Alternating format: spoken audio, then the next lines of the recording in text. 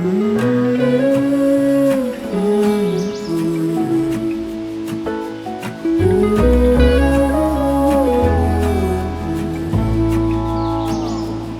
burned out like a wandering ember.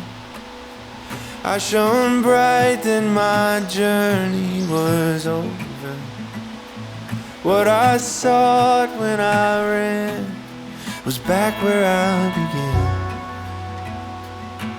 No matter the rain, no matter the storm, I'm coming home. I'm coming home.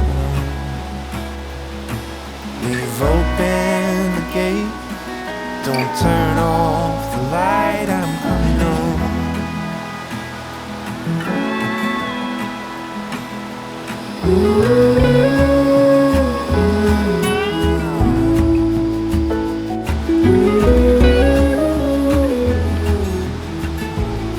Hi everyone, it's Elliot here. I gave up coffee a couple of weeks ago, so this has been such a fantastic way to start the day, plunging into some like wild water. And also it's been really good to give up caffeine. I did not give up coffee. So it's been about a week since we left the farm that you guys saw in the last video.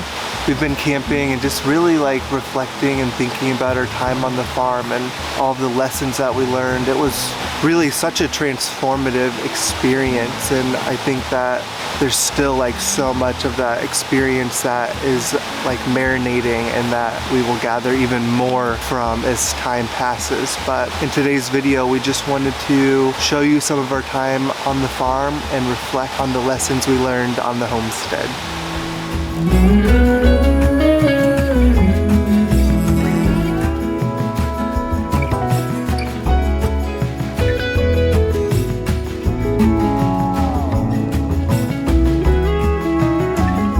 I'm coming home.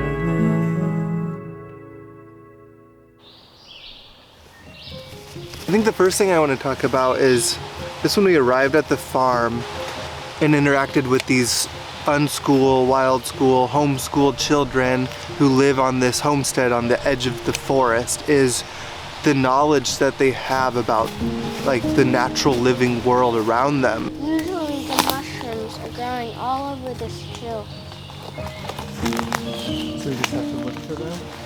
And being able to identify trees and plants all around them, and in a really practical way too, in the sense of like knowing how to identify poison ivy, like having such a keen eye for that, and then also just taking us out on foraging tours and foraging all the greens that we would use for dinner that night, or to make tea, or to put on bug bites, and just like having the knowledge of these plants. I'm like, why don't I know this stuff? I went to school for 18 years and I know nothing about these things. I hardly know anything about the natural world. What do you eat? Oh, is that nettle right there? Should we harvest some of that? Or you're gonna do your trick where you eat it?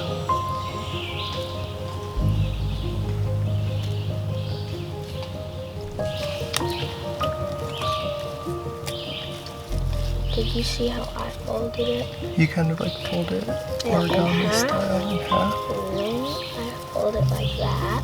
In half again. And I fold it like this. And I fold it in half again. People often ask us what we plan to do with Uma and her education, and I don't have a firm answer on that yet, but I do know that we want to prioritize teaching her to have a reciprocal living relationship with the earth. Because right now, I mean, with food shortages and with like the health crises going on in this country, I think that nothing feels more vital or important than that. You can just eat the whole thing.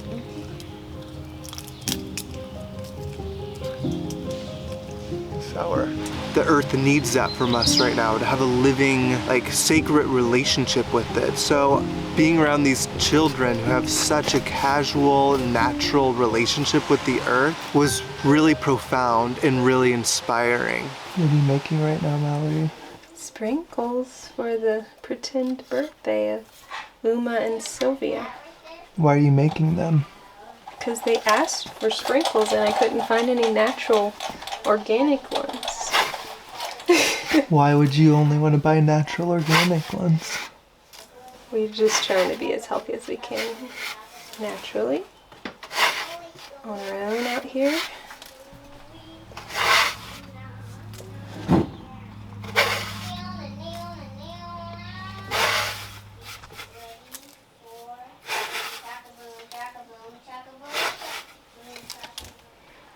Last couple sprinkles.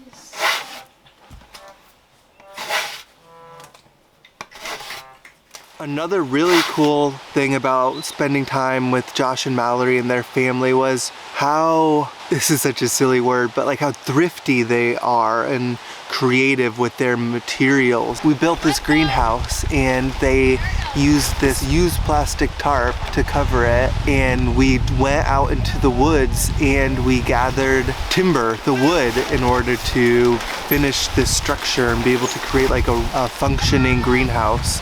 It was just so beautiful to see them as a family doing these tasks and becoming really like self-sufficient and self-reliant. And also I think in unschooling and homeschooling your children and being with the Carter family and on the homestead is making your children, or allowing your children, to be part of everything that you're doing. Not thinking you need to come up with these separate tasks to entertain and keep your children busy, but to allow them to be part of the flow of the day and the things that you're trying to accomplish, and to allow them to learn through that process. All right, Zach. Do something. And the cool thing about having a frame.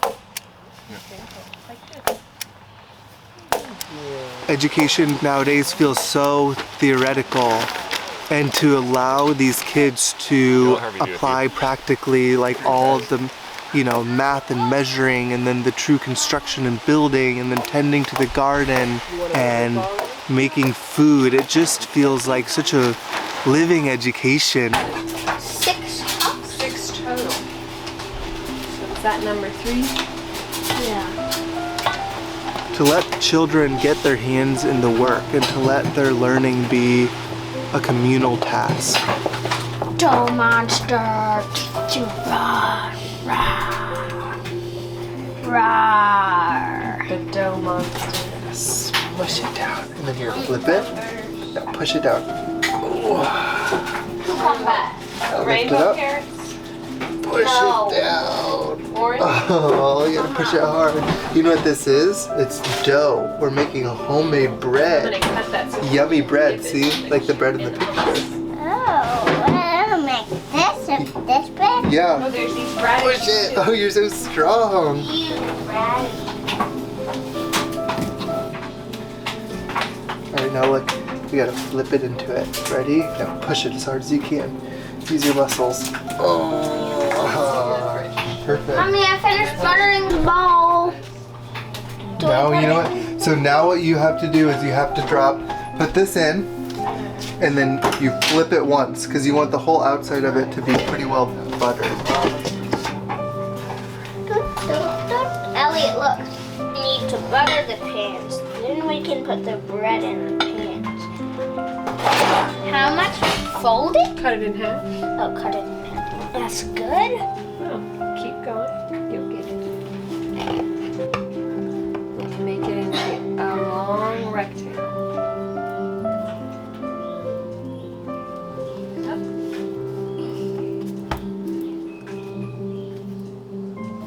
Okay.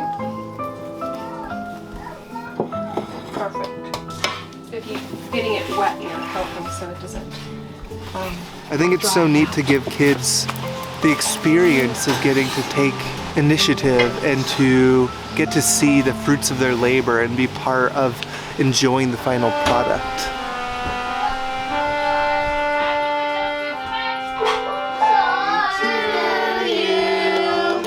Happy birthday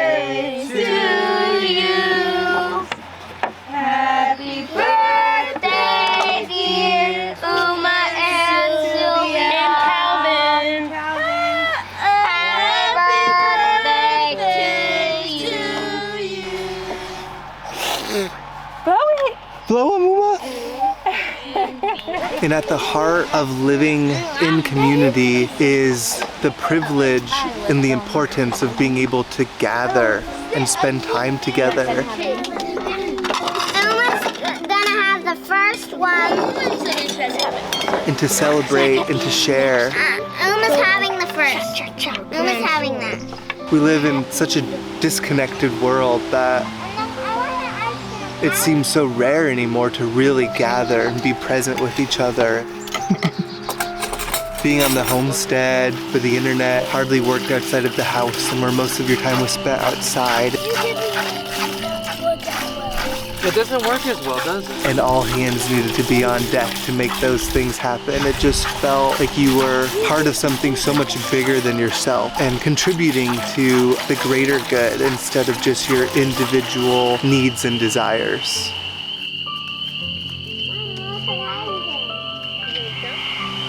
And it's so beautiful and important to spend time together.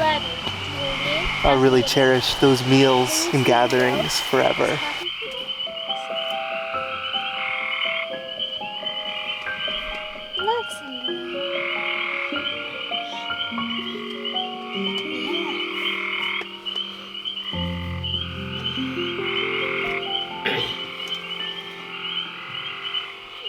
Briar Rose dreamed of this day.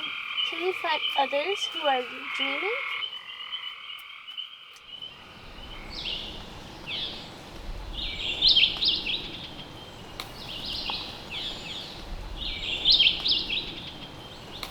Way up high up on the mountain, beneath the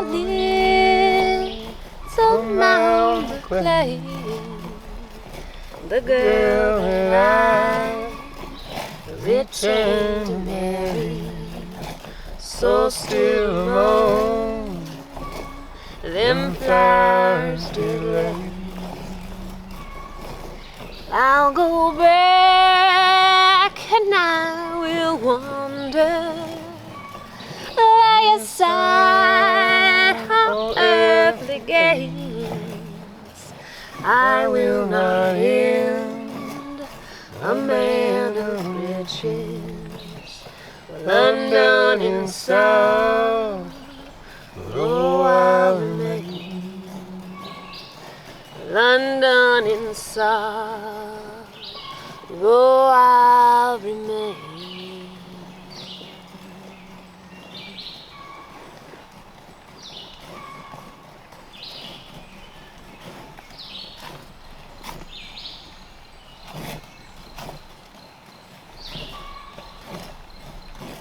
What is this?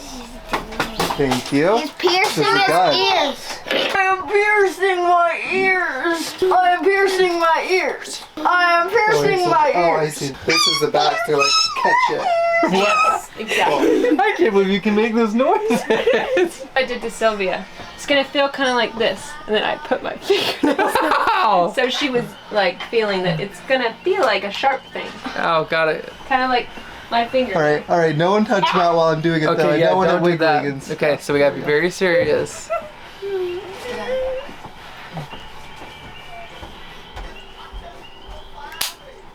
Oh, it doesn't hurt that bad. Did you get it in? Yep. See how easy it is? Yeah. Sylvia. Yeah. So right now, what kind of bead is in my ear? So It's just a basic silver stud. Okay, and I have to wait how long until I can put Kiona's cool one in? I mean, they say like a long time, but I think I waited like one day. you did?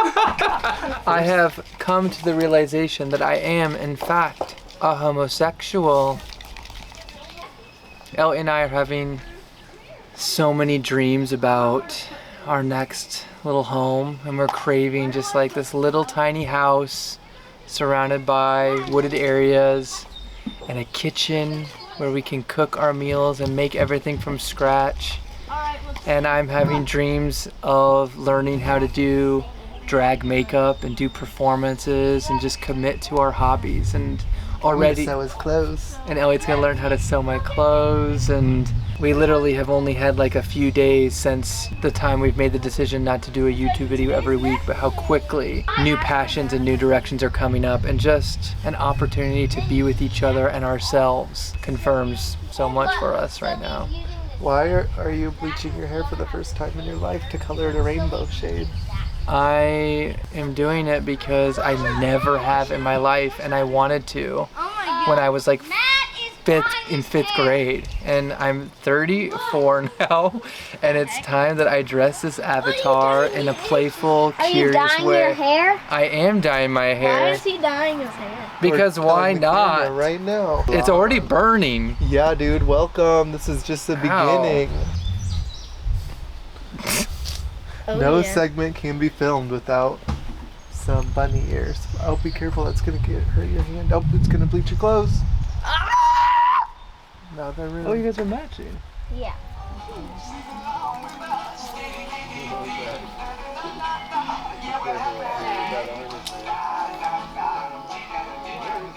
Tell us in as much detail as possible what happened yesterday.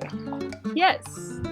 So we lost one duckling, and then a few days later we lost another duckling, and we had heard there was a turtle, snapping turtle, spotted in the pond, so we've all been on the lookout for this turtle. I didn't believe the kids that there was a snapping turtle in there.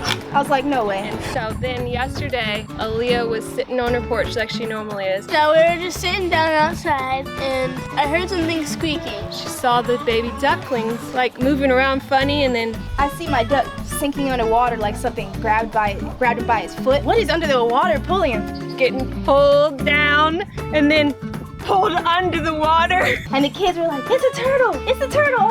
And it was a duck getting pulled into the water. A baby duck. She said, that Snubby's girl is gonna eat that baby duck. The turtle's gonna eat the duck. Pull it all the way down, drown it, and then eat it. Then my mom saw it. Then she ran quickly and jumped in the water. We'll dive in the water. So I jumped in the water. But she didn't think twice. She dove in, sacrificed her life. She grabbed the duckling's head and pulled him out of the water, and then she grabbed the snapping turtle out of the water. Grabbed the turtle! Then it was trying to bite her, so she threw it on, took her shoe off. And I just put my foot on top of him. And then he started like trying to stamp my shoe, and I just like took my shoe off and put that on top of him and held it there. Put her shoe on top of the turtle. Drugged him in the cage. We got the cage, put in the cage. Did the baby duck survive? Yeah. And now what are you gonna do? We're gonna eat him. And now we're gonna eat him. And now she said we're gonna cook it up and eat it. That makes me very sad we weren't here.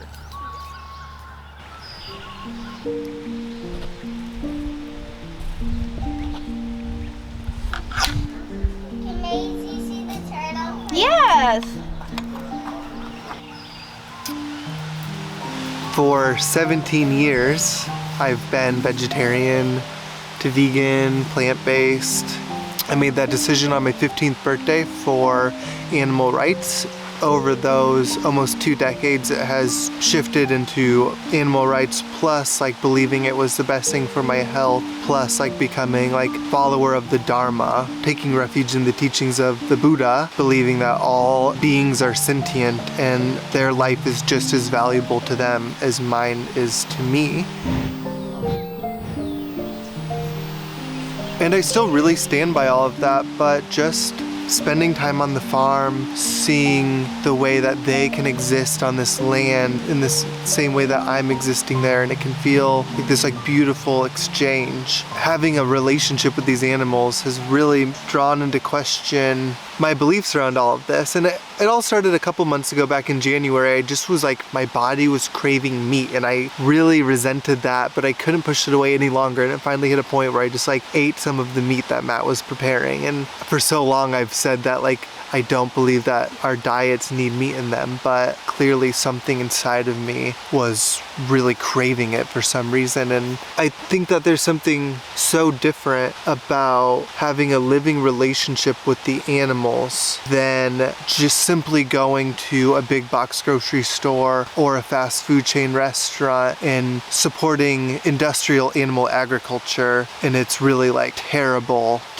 practices. And that is the way that I can see myself consuming meat going forward, is with reverence and respect for the animal, and to be part of that journey and to have nothing wasted and to not have it be this indulgent way of eating it, but really taking it as seriously as it should, that some living sentient being's life was taken for that meal. So when they found this turtle, I felt like it was important for me to watch them kill it, because I was like, if I can't watch them kill this animal, how can I eat any other animal that was murdered if I can't bear witness to the experience this animal had to endure so I could enjoy this meal? I watched it, and it definitely has me reflecting on my relationship to consuming meat and what I want that to look like going forward. I don't know how to reconcile that, but that's just where I'm at. So I just want to add that caveat that I'm not advocating for anything besides respect and deliberateness and compassion in all of our actions.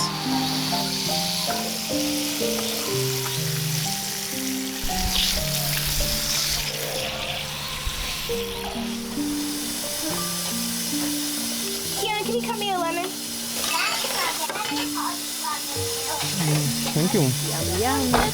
The whole salad is from the garden. The Really? lettuce, the peas, and all the cheese.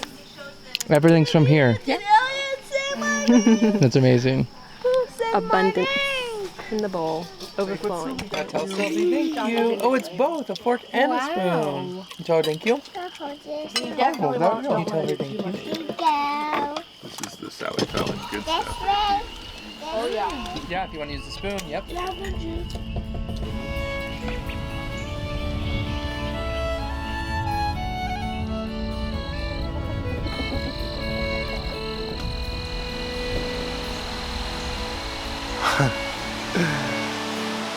I think that if we really stopped and stood still for a moment and disconnected, we would all be able to really acknowledge that beyond like the fear and the panic and the divisiveness, that there is a sense of grief right now. A grief for everything we've lost, a grief for all the mistakes we've made as humans, grief for the state of how things are, grief for all the things that we lost along the way.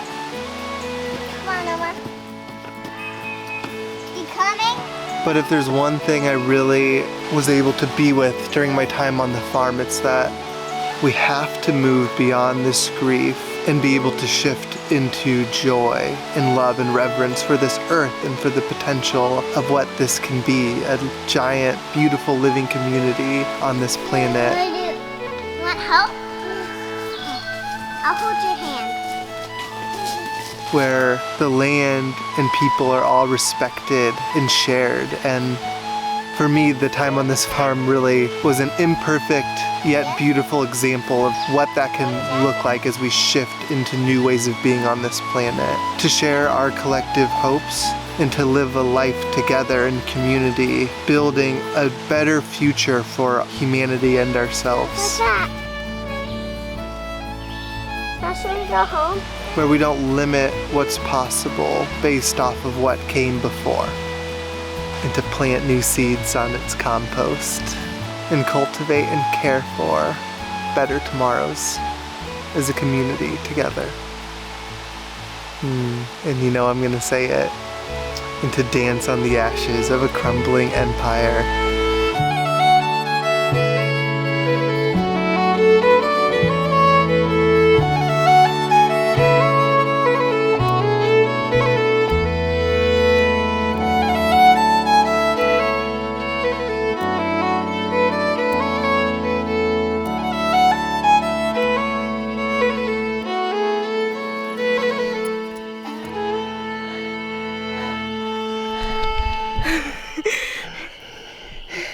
Oh my God, that was amazing. Okay, thank you so much for those of you that have been patient with us, that have been loving with us, that have been compassionate and kind and amazing. Yeah, it's been challenging to take a break from this space, but it's been so necessary. But we want you to know that we still love showing up in this space so much, and we look forward to continuing to sharing our journey and our next adventures, which we'd like to make the announcement that everything is changing for our family. We know that this place is our home and that we want to settle our roots here, and we know we want to expand our family here. After what's been exactly a year of our wandering retreat, it feels so good to know that we found home. 1, 2, 3, now tonight, there ain't no moon inside. Make it 30 miles if I can. Gonna make it 30 miles if I can.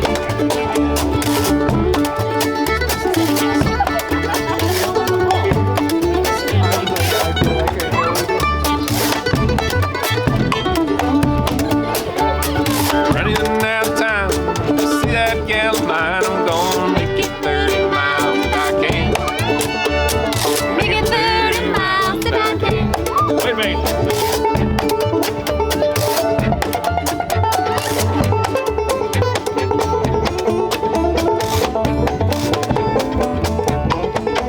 If I run that look, we're trying to my trip. Take me down this rocky road again. Don't take me down this rocky road again.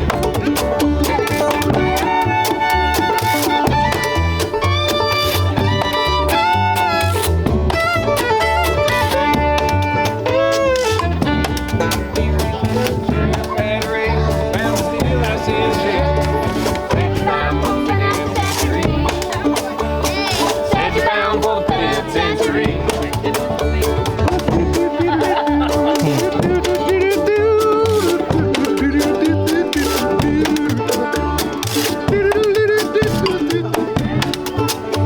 I showed up in style on the day of my trial. Wondering what that judge would say to me. I was Wondering what that judge would say to me. What is that?